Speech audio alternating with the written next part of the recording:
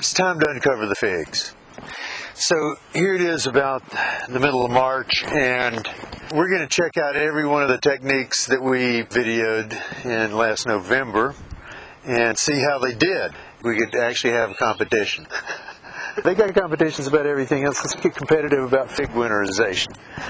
Okay, so here's this is that little fig we did, and we attempted to put some plastic over the top to keep the leaves from settling.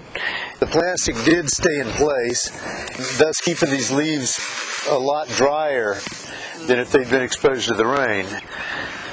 Now this bag can be reused for something else. Okay, time it.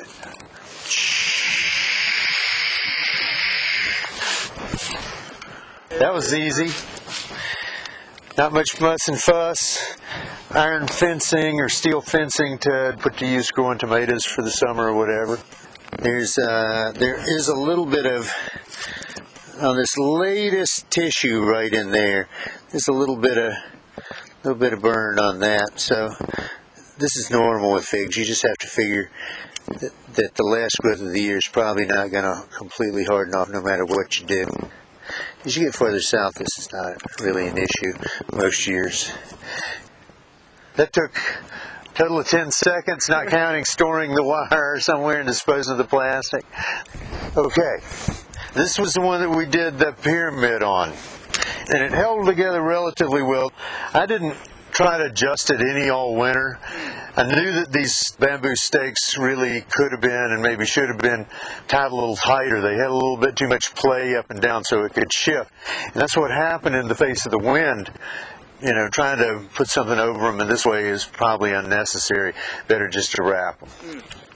Pulling out the ground stakes here. It's pinned to the ground. The great unveiling.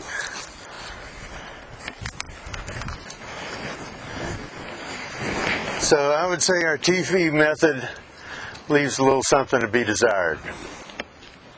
This hasn't taken too many minutes so far, and then just untying this. We got to put a spiral of this cordage. I really like this strapping as opposed to cordage, actually. It really unties easy and holds, and it's really strong and durable. I like it. So let's look at this one now, Will. You can see that on this one, the plastic bag that was once over this got taken away by a wind. So it's no longer there. And basically these leaves settled over time, leaving actually the top part of this plant exposed. So it wasn't completely protected. We'll see what kind of dieback we get in this part that wasn't protected when we're done. Gabriel, you going to help me lift this thing straight up? There. That's dramatic.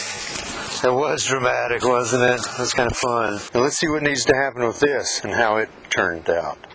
Looks to me like it mostly made it through. Even the stuff that was up there near the top isn't too browned out, really. That didn't make it right there.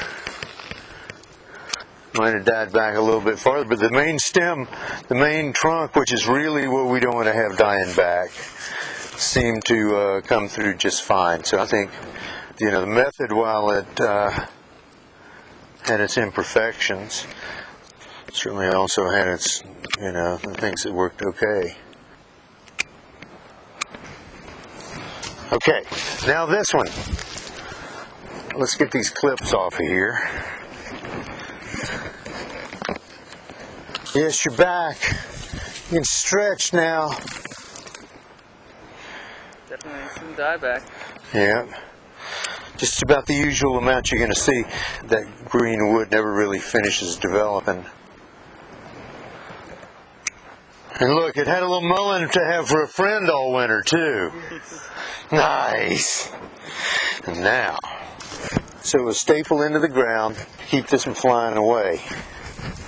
Only 2 staples on this one. The other ones had 4 or 5. What did you say that was? About 4 layers of this stuff thick around here? Well, you know what? What's that? These ends on these plants are in much better shape. That's even green out to there. Delicious right up to the end. There was hardly any tissue duff on this one at all. I think this is the winner. We might have to rephrase our original video to turn it into a contest. We could call it amateur research. The green tissue managed to harden off on its own, protected enough from the wind, and I'm proud of it. You did good, baby.